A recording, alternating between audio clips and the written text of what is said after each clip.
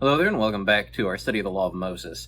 So, there are some weeks as a preacher where it just seems like God just sets things in your lap, right? Where you will, especially if you're working through a text or you're working through a subject, things will happen that just providentially fit in, like the study fits in. The word's always available to instruct. Sometimes God just makes it really easy for us. And I feel like this has been one of those weeks.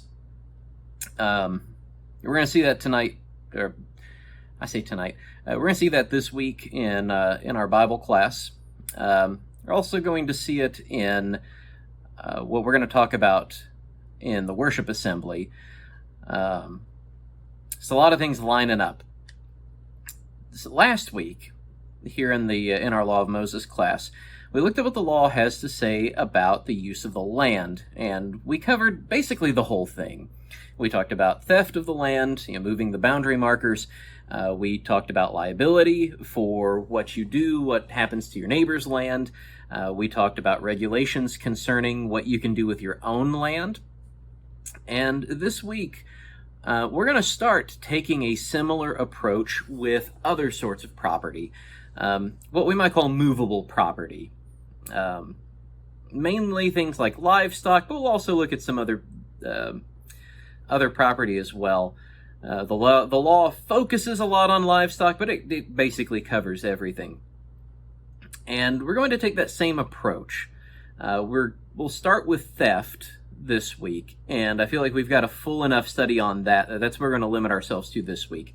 Then next week we'll move on to liability, and we'll talk about regulations concerning what you can do with your own movable property. And then sometime after that, we are going to have what has the potential to be a pretty uncomfortable study on slavery in the Law of Moses.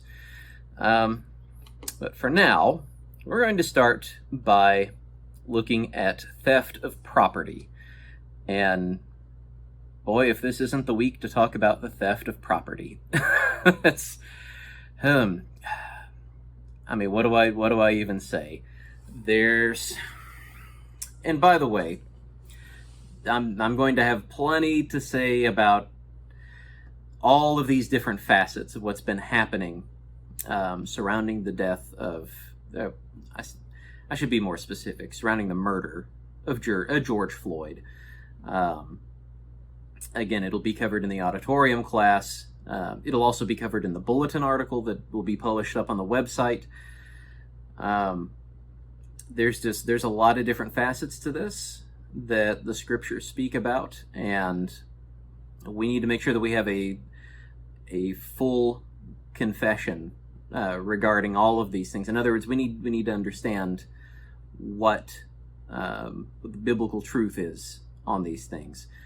So in this class, we're going to be looking at the theft of property, and we have seen a whole lot of that going on this week. It starts, I feel like with a lot of these things, what's been going on in Minneapolis, in Louisville, in lots of places all over the country, we have to suss out what's going on, because the vast majority of, well, you might disagree with me on this. I think the vast majority of the people who were originally out to protest were just out to protest. And we saw it devolve into looting and rioting. The looting absolutely should offend us and bother us, especially whenever you consider what the law has to say about all of those things, and what the law has to say about who's going to judge in all of those matters. I do want to, this is going to be applicable, this is going to be relevant to what's going on in the modern day. I do also want focus our study, though, on what's going on in Israel, what the law says, and how it's applicable in ancient Israel. But of course, we can't help but see a lot of application to what's going on today, especially over the past week. So we're going to start by looking, we're going to turn our attention to the ancient world, and we're going to look at what kinds of property you would have had in antiquity, and how you would have kept them, like how you would have stored them, basically. Most people, for most of history, have been shepherds and farmers. All right, that much is obvious. You're going to engage in agriculture of some sort. And the most common movable property that you would own would be your livestock, especially in the ancient Near East. You would usually keep your livestock out in the pasture, which was not fenced, right? It's not like, going out in the Great Plains of the United States where you see barbed wire fence up all over the place, and there are laws in place about, in certain states, if you want to keep, if you expect livestock to stay off of your property, you've got to mark your property off with fencing and things like that. I don't want to say it's unique to us, but it's different from the way things worked in antiquity. Generally, you would just have your livestock just kind of out and about in the pasture, and they're fairly free to roam wherever they want, and so long as you are not crossing paths with somebody else and crossing onto someone else's property. This is why you would usually find a shepherd with the flock, to keep an eye on it, because again, the pasture's open. Anything or anybody can come in, has access to the flock. Now that's a big chunk of the year, right? You would have your flocks, your herds out in the pasture.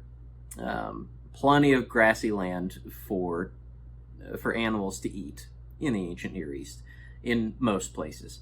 Now, in some places, during the winter, it was possible to feed your flocks and your herds off of what we would call tree hay.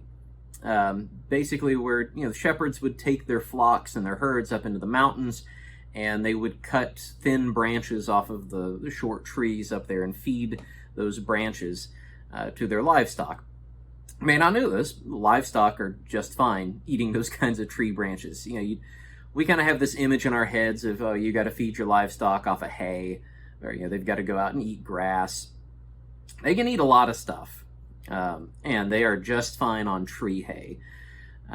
It's essentially a really early form of what we call pollarding, right? Where the farmer would systematically cut the top off the tree to force that kind of thin, long growth that can then be cut off repeatedly and dried for tree hay to feed to your animals. Really, really good for winter feed.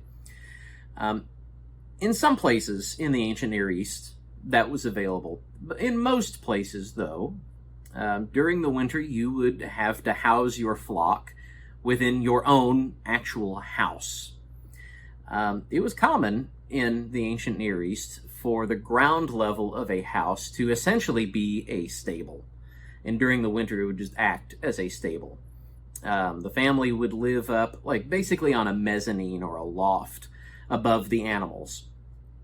This factors in, by the way, to our understanding of the nativity. Jesus being placed in a trough among the animals. We're not talking like a separate outbuilding or a separate barn. We're talking the lower level of a house, essentially. This also can possibly factor into our understanding of Jephthah's rash vow. Right, remember, the way that Judges presents it, I've said in other places, I'm fairly convinced that Jephthah was not making a rash vow, but was actually doing that on purpose, that he actually expected his daughter to come out first, expected to offer a human sacrifice. I feel like that's a big thing to just kind of throw out in the middle of a class that has nothing to do about it. But I'm just going to throw that out there. I've said it in other places. I've explained it in other places. The other possibility, the possibility where Jephthah is kind of dumb and naive, is that he would expect some of his livestock to come out first because they would be living on the lower level, right? If we want to think that Jephthah's vow was rash, that he was just being naive, that's how you explain it, is that the animals would be living there on that lower level, and he would expect them to come out once he comes home. But that sort of arrangement is fairly typical in the ancient Near East, where you have the ground level being the stable, the animals live in there, and the family lives up on the loft. Now, if you think through all of those arrangements, where you've got the herds and the flocks out in the pasture, or sometimes up in the mountains, sometimes you have them in their house, but they're generally, and a lot of times, free to kind of come and go as they please. Again, not a whole lot of fencing in antiquity.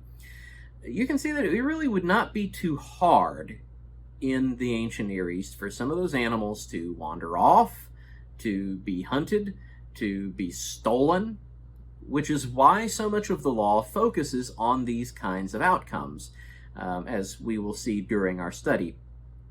So that's for livestock.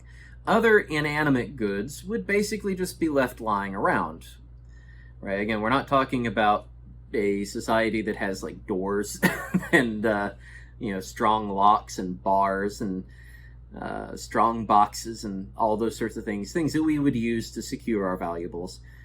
In antiquity, it's basically, you just leave it lying around, and the best security is that somebody's around to keep an eye on it. Now, what would this consist of, all this other stuff that you would own? Mostly things like boats, tools, vessels like jars, pots, occasionally jewelry, and other treasure, although that's a lot more rare. Most of your things were going to be essentially tools, boats, and the stuff that you would really take care of would be the good, really good vessels. A lot of vessels in the ancient world were just made out of clay, just kind of slapped together, and it's not really a big deal if something like that breaks, or you just make another one. I mean, it's mud. That's basically it. But the more valuable stuff, the more difficult stuff to make, you would possibly hide away somewhere in the house. Otherwise, though, the best form of security is just having somebody around to keep an eye on things. And again, with these kinds of arrangements, it's easy to see how things can go wrong, right? A thief can just sneak into the house, wait for somebody to be asleep, or they find something unattended. It's not that hard to steal things in antiquity. And so the laws cover some of those sorts of things as well. So let's start looking at the laws. And like I said, we're going to begin this week with theft. Now, obviously, the Ten Commandments tell us, you shall not steal. And just like we've seen in other places, the Ten Commandments show us the simplicity of the law. Right? The rules don't have to be complex. They don't have to be, if only we'll follow them by loving God and loving our neighbors as ourselves. If you live by that, the rules are not complex. They're not difficult to understand. But because of sin, we end up having to have more complex rules. Plus, things aren't perfect, right? Things often go awry, even whenever there's mutual goodwill. We'll see that in some cases later on, obviously not connected to theft. We're going to spend most of our time today in Exodus chapter 22, and we're going to look at several different ways that things can go wrong with movable property in the ancient world. We're going to start in Exodus chapter 22, verse 1. If a man steals an ox or a sheep and kills it or sells it, he shall repay 5 oxen for an ox and 4 sheep for a sheep. If a thief is found breaking in and is struck so that he dies, there shall be no blood guilt for him. But if the sun is risen on him, there shall be blood guilt for him. He shall surely pay. If he has nothing, then he shall be sold for his theft. If the stolen beast is found alive in his possession, whether it is an ox or a donkey or a sheep, he shall pay double. All right, so right off the bat, we get the law's standards for restitution. All right, theft is made right, not just by giving the stolen thing back, but by essentially giving multiples of it back. So in some cases, in the case of a thief that is caught red-handed after the fact, he has to pay double what he stole. But he gets to keep his life. Now, if he's caught while he's breaking in, the law considers the homeowner to be within his rights to strike the thief even to the point of death. Right? It's not ideal, but the homeowner is not liable for the thief's blood. But if the thief successfully breaks in and steals something and then is caught later, then he may not be killed. Instead, he pays back double what he took. All right, so these are basic standards for just the way that the law handles theft, for the way that theft is supposed to be handled in Israel. Now, this, I think this is pretty sensible to us, right? And in a completely just society, this is the kind of thing that we would see happening with the looting that's going on, right? If somebody gets caught stealing something, you don't kill them, but they have to pay back what they stole, and then some. They have to make restitution for what they've done to atone for their crime. Now, where the law, well, there are a couple of places in this text where the law departs from a modern understanding of how things work. So in what we've just read, if the thief gets caught and he cannot pay the fine, which is common, right? There are lots of motives for theft, but a really common motive in antiquity is that people steal because they think that they're in need. And we might even genuinely judge them to be in need. That doesn't justify the theft under the law, right? We've already seen some instances where the law has some built-in protections for those who are poor and those who are needy. We're going to see more protections built in. Things like debt forgiveness, all kinds of things that are built into the law to help people who are in need. The law does not, though, just give somebody carte blanche to just, hey, if you think you need something, just take whatever you want. Right? Are you going hungry? You have the fundamental right to go steal your neighbor's livestock, steal his sheep, steal his ox, whatever. Now, the law does enjoin your neighbor and other people to help take care of you, but it does not give you the right to go and steal stuff. And so let's say that you have gotten yourself into that kind of trouble where you are, say you're going hungry, right? Because you don't have, who knows? You've had a bad year. You've had a lot of your own livestock die. Who knows? Whatever. But you go and you steal something of your neighbor's, and you get caught, and you can't pay back double. What the law prescribes is that you go essentially into debt slavery, which we will talk about more once we cover slavery as a topic. So that's a big departure, obviously, from modern law. That covers the case of the thief who breaks in and steals. But this text actually covers at least, okay, so we've got a couple of different cases with the thief, right? Whether he's caught in the act or caught afterward. But we have another case other than the thief who breaks in and just steals whatever. What I consider kind of a more interesting case, what we read in verse 1 about a man who steals something and then gets rid of it. Right, that's what verse 1 says. If a man steals an ox or a sheep and kills it or sells it, he shall repay 5 oxen for an ox and 4 sheep for a sheep. Now, what's said explicitly in the text is pretty interesting. The fine is increased significantly. It's not just double anymore. It's 5 times for oxen. It is 4 times for sheep. Excuse me. But what is implicit in the text is even more interesting. Think to the thief. All right, with the thief, he is either found as he is breaking in and stealing, or he is found afterwards, after the fact, with the beast alive in his possession. Right? So in other words, he's caught red-handed. Now, this guy in verse 1, he steals an ox or a sheep, and he kills it, or he sells it. How does he get caught? Now, there's a few options for that, right? But the big thing is that if this guy kills and eats the animal, or if he sells the animal off to someone else, the evidence is essentially gone that he's the one who stole the beast. Again, if he sells the animal, right, there's the possible testimony of witnesses.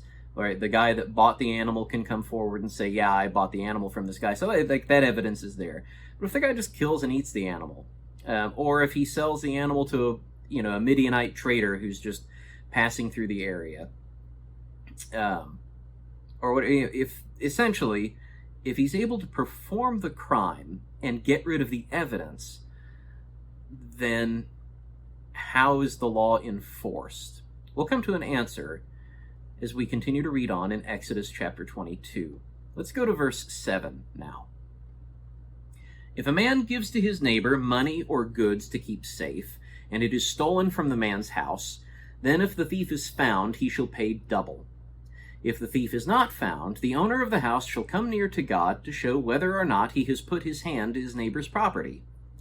For every breach of trust, whether it is for an ox, for a donkey, for a sheep, for a cloak, or for any kind of lost thing of which one says, this is it, the case of both parties shall come before God. The one whom God condemns shall pay double to his neighbor. All right, and this is the ultimate solution to our problem. Right? There are going to be cases where there's a more mundane solution. But in the circumstances where this guy has essentially gotten away with the crime, this is the solution right here. God is the one who determines, and God is the one who punishes. Now, the passage that we've just read in Exodus 22, verses 7 through 9, this passage calls for what we call the assertory oath. Right, this is that's just the name that people call it by. Basically, somebody comes before a priest and asserts under oath that something is true, right? Have you put your hand to your neighbor's property? No, right? And you basically swear that before God, right? And the priest is acting in place of God. The priest is God's representative in that case. And the priest then uses the Urim and the Thummim to determine God's judgment. All right, if God calls that guy, if God says, yeah, I saw, he's innocent, some thief went in and stole, and it wasn't the neighbor stealing and just pretending that somebody else stole it, the Urim and the Thummim would come out one way. Whereas if the neighbor had been faking it, right, if he was trying to take his this other property for himself and say, oh, somebody snuck in and stole this thing that you lent me, then God would signify that through the priest, through the Urim and Thummim. So if it turns out that this trustee has actually stolen the thing that he said was taken from his house, then he pays the owner double. All right. Now, the law continues in this vein. Right? This is not the only instance where we find the assertory oath and where we find the payment of the fine. Let's continue reading in Exodus 22. We're going to pick up in verse 10. If a man gives to his neighbor a donkey or an ox or a sheep or any beast to keep safe, and it dies or is injured or is driven away without anyone seeing it, an oath by the Lord shall be between them both to see whether or not he has put his hand to his neighbor's property. The owner shall accept the oath, and he shall not make restitution. But if it is stolen from him, he shall make restitution to its owner. If it is torn by beasts, let him bring it as evidence. He shall not make restitution for what has been torn. All right, so again, we see the assertory oath. They take the case before the Lord, right? So you, again, imagine you have a sheep, and you need someone to keep an eye on it. So you ask your neighbor, "Hey, can you keep an eye on this sheep for a while?" Sure, whatever. And you come back, and lo and behold, that sheep is gone, and your neighbor says, "Oh, what has happened to this sheep? I have no idea." Then you both go to the priest. You go before the Lord. Your neighbor who lost the sheep swears that he has not put his hand to your property, and then the Lord determines. The Lord makes his determination known through the Urim and the Thummim. And you have to accept the Lord's judgment, obviously, right? So if the Lord says, no, your neighbor didn't kill this animal, or didn't drive it away intentionally just to spite you or whatever, then you accept that, and your neighbor does not make any kind of restitution, right? It's just a loss. But if the judgment comes back that your neighbor actually did steal that sheep, then your neighbor has to make restitution to you. And at that point, since this is happening in front of the priest, again, that's the enforcement mechanism, right? It's not just you having to constantly pester your neighbor, "Hey, you pay me back, give me my sheep back and give me another sheep with it."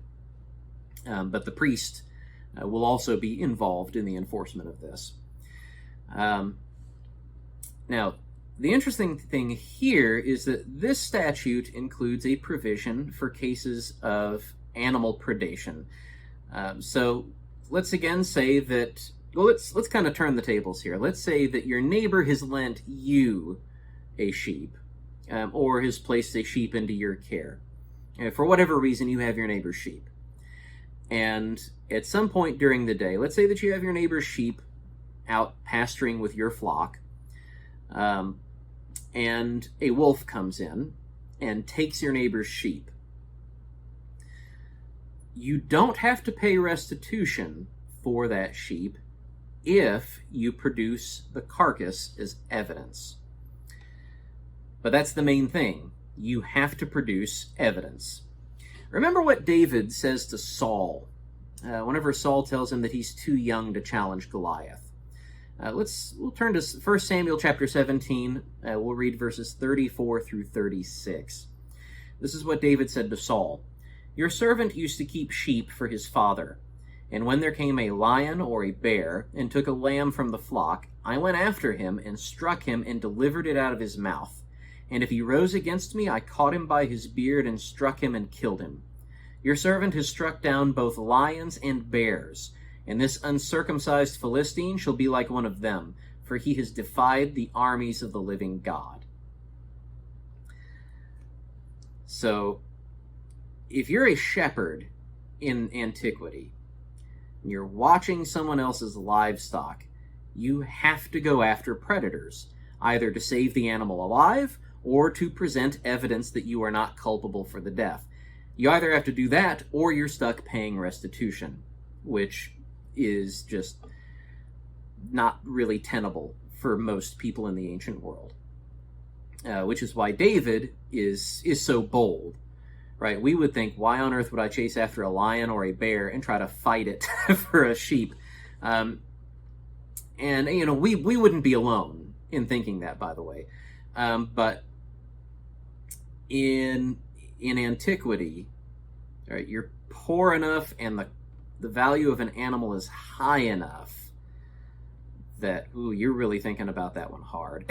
And in David's case, he apparently multiple times, as he has been shepherding, he has had to go out and fight lions and fight bears to deliver these animals back out alive.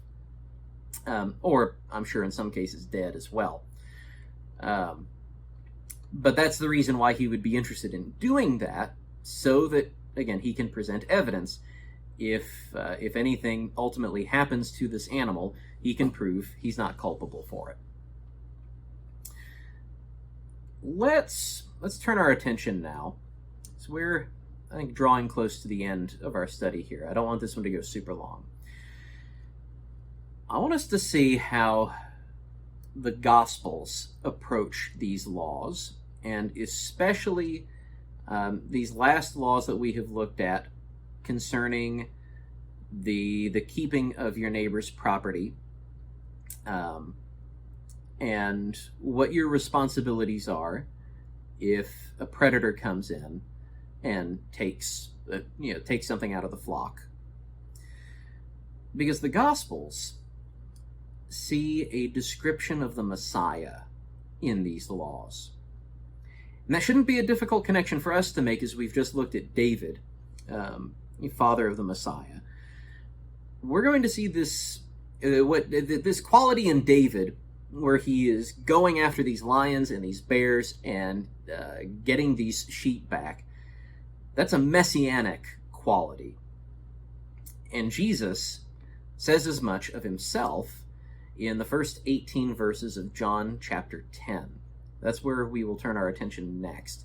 John 10, verses 1 through 18. Truly, truly, I say to you, he who does not enter the sheepfold by the door, but climbs in by another way, that man is a thief and a robber. But he who enters by the door is the shepherd of the sheep. To him the gatekeeper opens. The sheep hear his voice, and he calls his own sheep by name and leads them out. When he has brought out all his own, he goes before them, and the sheep follow him, for they know his voice.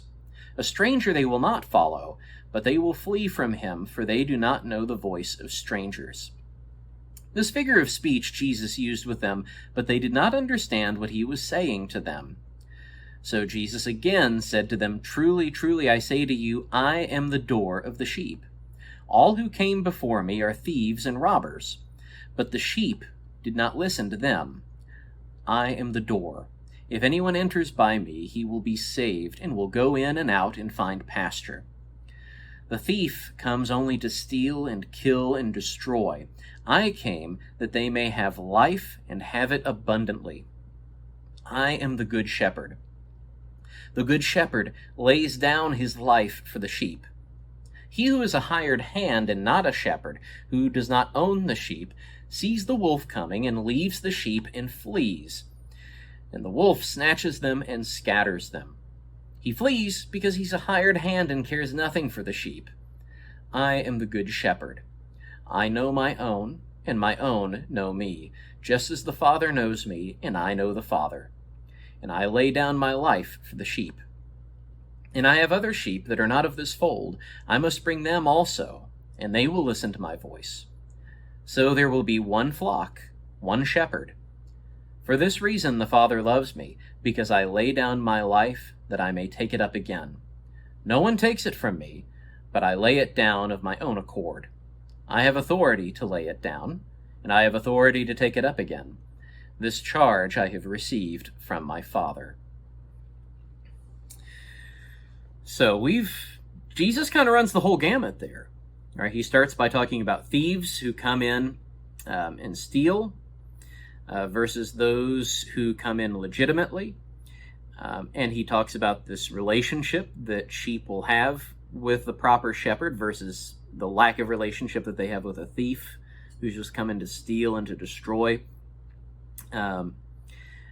And he talks about his role is protecting the sheep, that he is the good shepherd who lays down his life for the sheep.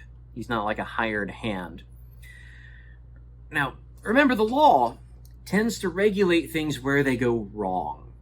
So if the law tells Israel, hey, you have to produce the animal's carcass not to be held liable for it, we know that there's a lot of motive for these hired shepherds to either be negligent or crooked.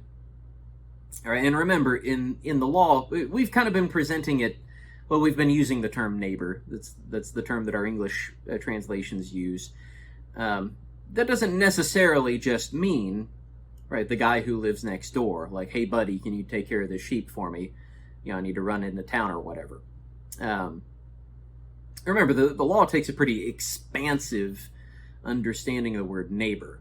And Jesus proves that in another parable. And these laws will, cover any kind of arrangement where you have someone watching someone else's property. And so, whenever you have a law telling Israel you have to produce the animal's carcass not to be held liable for it, you know that there's a lot of motive in these different kinds of arrangements. Again, whether we're talking neighbor, whether we're talking hired hand, whatever. There's a lot of motive to be negligent or to be crooked. And again, Jesus takes that message in both directions. Right? There are some who are crooked, some who are thieves trying to take the flock that is not legitimately theirs. And we know what the law says about them. There are hired hands that simply don't care about the well-being of the sheep. And in a worldly sense, you really can't blame them. Right? You look at what David says, and from a modern perspective, that sounds kind of insane. Right? Even if you're in fairly good shape, I don't think it's normal, at least not in our culture, for a lot of people to sit around thinking, hey, you know what? I really want to fight a lion or a bear. Now, there are plenty of guys, and I'm one of them, who does kind of game out, all right, well, if I had to fight a bear, what would I do? All right, women, if you don't understand this, this just, guys do this. we imagine what it would be like to fight lions and wolves and bears and things like that. That doesn't mean, though, that we're like really itching for it. Right? I think if most of us were confronted with the reality of it, right? You've had this sheep stolen by a bear or by a lion. What are you going to do? A lot of us are not itching for that fight. And this is also true, again, for people in the ancient world. Would you want to fight a wolf for a sheep that doesn't even belong to you? Would you want to fight a lion for it? Would you want to fight a bear for it? Would you want to, and remember, these are, wolves and lions are pack animals. There's a chance you're not just fighting one wolf or one lion. Right? If you're going after a bear, chances are you might end up having to run into that bear's den.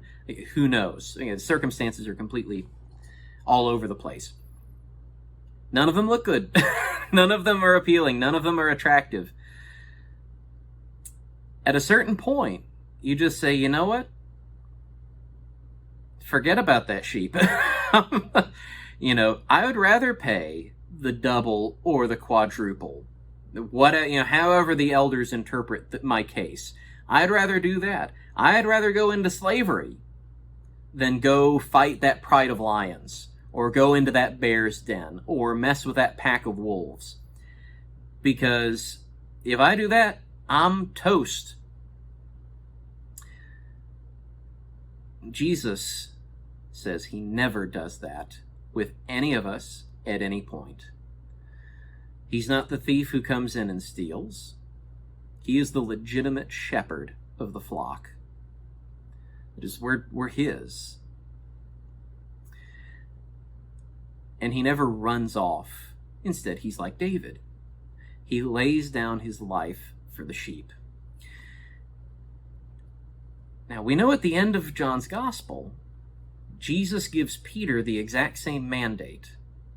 Right? Remember, as he's restoring Peter, he asks Peter 3 times, Peter, do you love me? And Peter keeps answering, yes, I love you. And he's growing distraught at having this question asked of him repeatedly.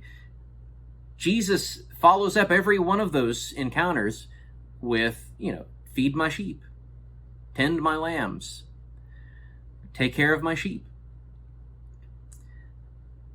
And Jesus is passing that same mandate on to Peter, right? Peter becomes shepherd, right? Just as Jesus has acted as the good shepherd, laying down his life for the sheep so that he can take it up again. He says, Peter, that's your job too. And from Acts, we can see that mandate is not just for Peter, but for all of the apostles, including Paul. In fact, we see it from that point passed from the apostles to the elders, because we see Paul use exactly the same language of flock and shepherd in his farewell speech to the Ephesian elders, right? Which is why one of the New Testament nicknames for elders is shepherds, because anybody who steps into that role is stepping into what Christ laid out in John 10. Overseers, that is elders, shepherds, should think of their congregations the same way that the law tells the hired shepherd or the neighbor to think of the flock. You are responsible for the flock, and you will be held accountable for whatever happens to the flock. And if the law requires 2 times, 4 times, 5 times the value of an animal that you have lost or stolen or killed, what do you think the Almighty God is going to require of you when you do the same to men's souls? So, that certainly takes a turn, doesn't it? The law is useful in many ways and teaches us. It's like what Paul says, that Scripture is, the Scripture teaches us all of these things that we need. And of course, he's referring to the law when he refers to Scripture. So I hope that our study today has been useful, has been fruitful to you. We're going to continue studying the use of property. We'll talk about liability next week. I don't think there are a ton of laws having to do with that, so we will probably also talk about restrictions placed on how you can use your own property. And then, like I said, after that, possibly 2-3 weeks down the line, we will look at slavery. And in all of these things, again, we see that the law is laying the groundwork for us to understand the promises of God. And the law does this, again, in everything. It's laying the groundwork for us to understand God's spiritual promises that he brings about through the Messiah, Jesus Christ. All of these things come together. So, again, I hope our study has been fruitful today, and I look forward to seeing you again next week. Thanks. Bye-bye.